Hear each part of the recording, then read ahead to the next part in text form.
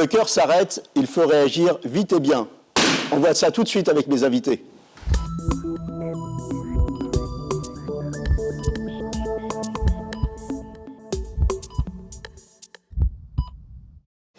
Alors avec moi sur le plateau de Capital Santé, le professeur Alexandre Mignon, vous êtes anesthésiste, réanimateur cardiaque, et vous, docteur Paul Dardel, vous êtes médecin urgentiste, fondateur de AED MAP.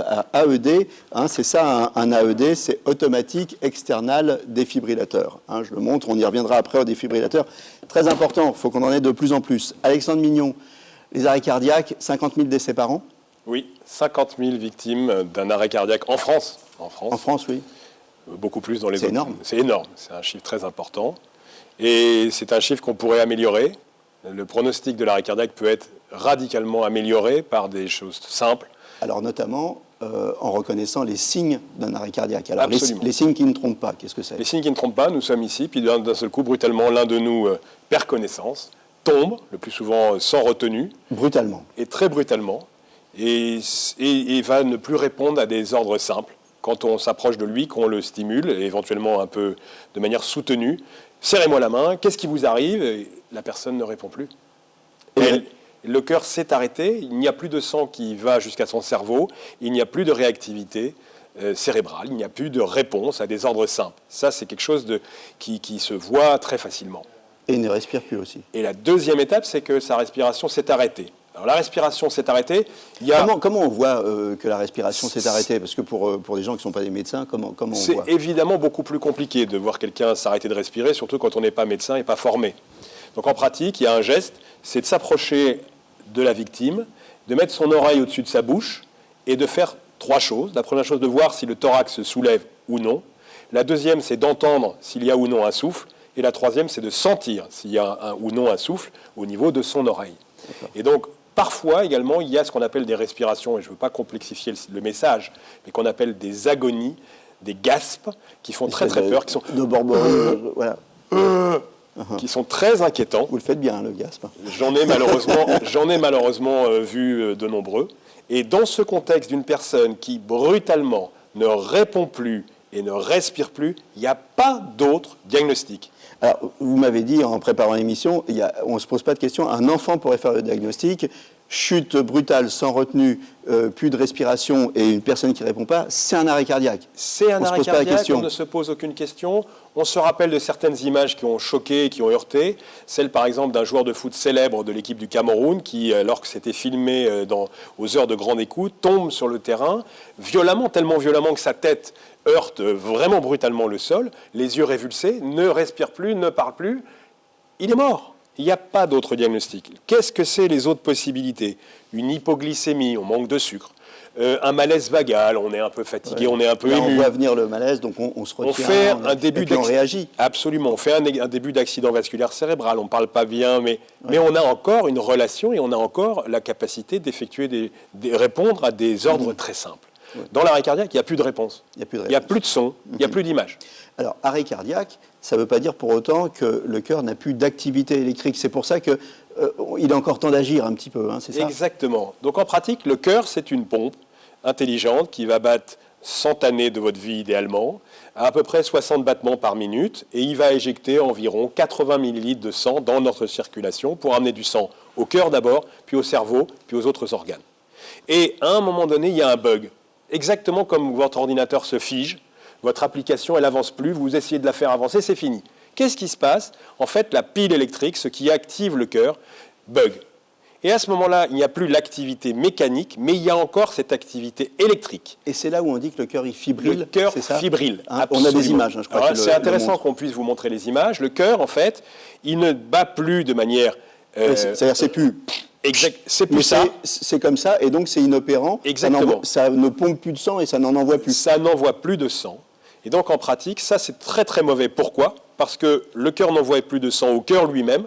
Or pour que le cœur reparte, il faudrait qu'il soit bien oxygéné et donc qu'il reçoive du sang. Et la deuxième, il n'envoie plus de sang au cerveau. Et plus ça dure longtemps, plus c'est inquiétant. Parce qu'effectivement, si dans les minutes qui viennent... Il y a un chiffre inquiétant, c'est 10% de chances de survie en moins perdu chaque minute qui passe. Donc au bout de 10 minutes, 10... Au bout de 10 minutes, vous faites le calcul. Voilà. C'est quasiment 100% donc il faut intervenir très très vite. de décès. Alors quand le cœur fibrille, il y a les défibrillateurs. On va y revenir plus tard, mais c'est important que les uns et les autres s'équipent. Alors, les bons gestes, qu'est-ce que c'est? Alors, les bons gestes, on a insisté sur le point important qui est celui du diagnostic. Sensibiliser l'ensemble des individus sur notre pays de 7 à 77 ans, comme on disait et comme on chantait, de sorte que les gens n'hésitent pas. Il y a des enfants qui sauvent leurs parents. Mais des enfants ont sauvé leurs parents et leurs grands-parents. Bien sûr, donc le diagnostic, il est simple. Le diagnostic est simple et il faut simplement en parler, il ne faut pas avoir peur d'en parler. D'accord. Diagnostic, bon geste. La deuxième chose, l'appel.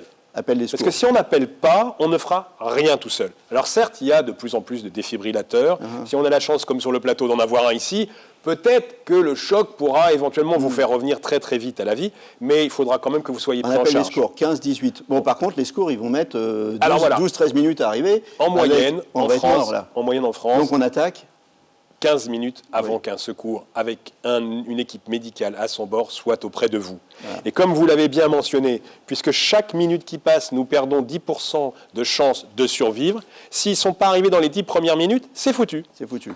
Donc, nous avons appelé, et en attendant que ces secours médicalisés arrivent auprès de vous pour vous aider, le premier témoin qui a fait le diagnostic, qui a appelé au secours, peut continuer à faire des choses. Alors ça tombe bien parce que comme il a appelé... Vous avez parlé du premier témoin, c'est fondamental. 7 accidents sur 10 se passent en face d'un témoin.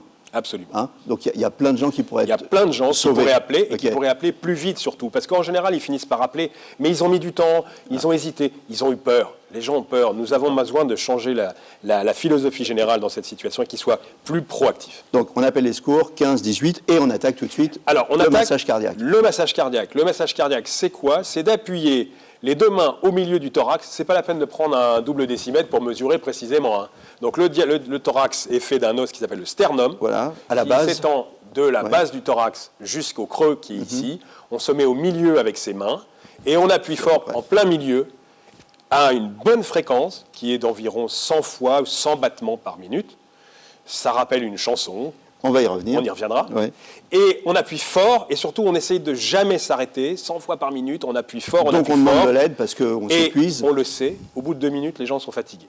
Et donc si on est nombreux, on essaie d'organiser une rotation, mais la plus rapide possible, de sorte qu'il y ait le moins de temps dans lequel le patient n'est pas massé. Et très vite, on cherche un défibrillateur, et c'est là où on se tourne vers vous, docteur Dardel. Donc en 2007, il y avait 10 000 défibrillateurs en France. En 2017, il y en a presque 150 000.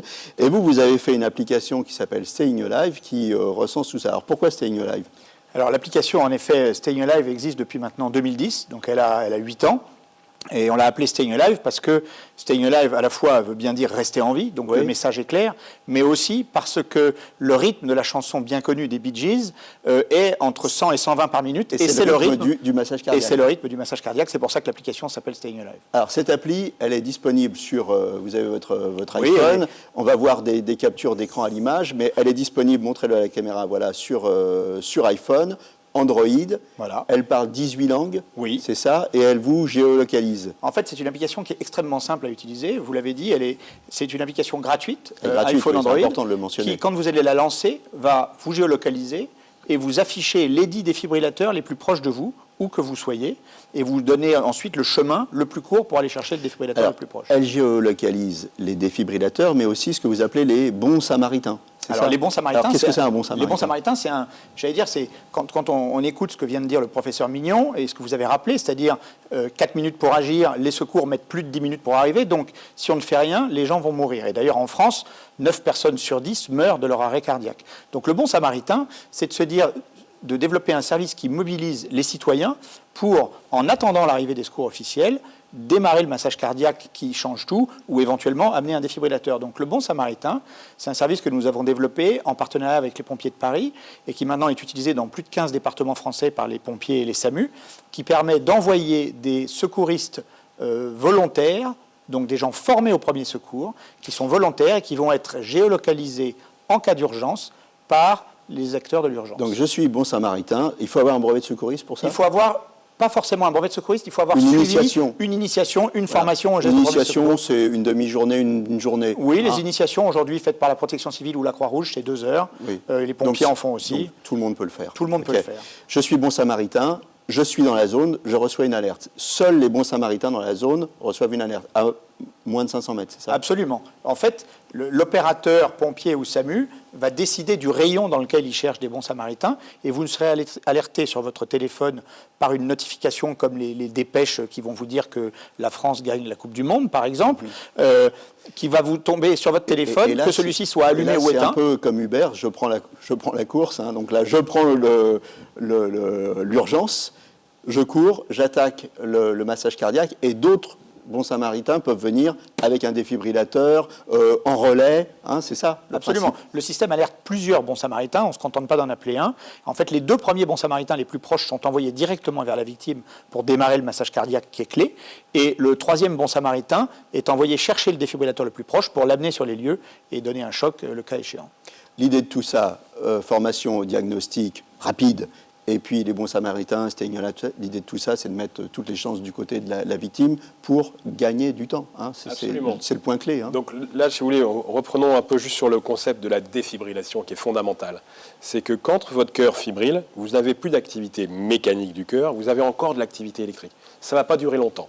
Parce que comme le cœur n'est pas perfusé, au bout d'une dizaine de minutes, les fameux 10 minutes au-delà duquel il y a quasiment plat de survie, le tracé électrique va disparaître et c'est ce qu'on appelle le tracé plat, que vous voyez dans toutes les séries. Et là, on peut faire ce et là, qu'on veut, alors là, de toute façon... Non, comme médecin, nous, on continue à faire des choses en espérant qu'on va faire repartir des choses. Mais en général, c'est quand même mal barré. Et puis, il y aura des séquelles. Et il y a derrière. effectivement le risque Combien derrière qu'il y ait des séquelles. de vies sauvées aujourd'hui? Depuis qu'on a lancé le service, début 2017, on a déjà plusieurs dizaines de vies sauvées et on a une communauté de bons samaritains qui est de plus de 25 000 volontaires inscrits et qui continue à grandir à un rythme soutenu. Oui. Alors, on rappelle le nom de l'application. Hein, Staying Alive. Donc, pour s'inscrire en tant que bon samaritain, on va sur un site internet. On va soit sur le site de Staying Alive, qui est stayingalive.org, soit sur le site des bons samaritains, qui est bon-samaritain.org. Voilà. Hein, c'est important hein, que chacun soit formé.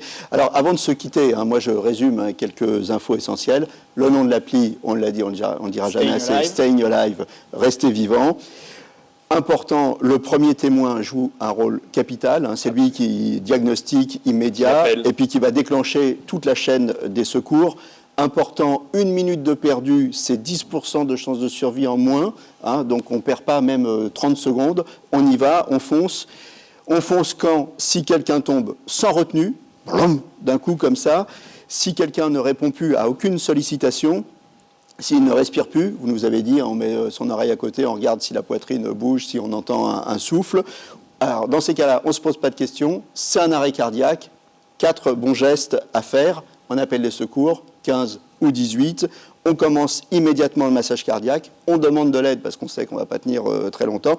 On cherche un défibrillateur avec l'appli. Voilà, j'espère que... Et avec un peu de chance, on a pu aussi recruter des bons samaritains. Absolument. Qui sont de plus en plus nombreux à être recrutés sur nos applications et qui vont eux-mêmes venir aider le premier témoin.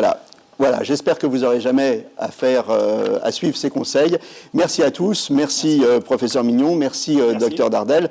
Gardez le rythme. Hein, voilà. À bientôt pour un nouveau numéro de Capital Santé. Et d'ici là, portez-vous bien.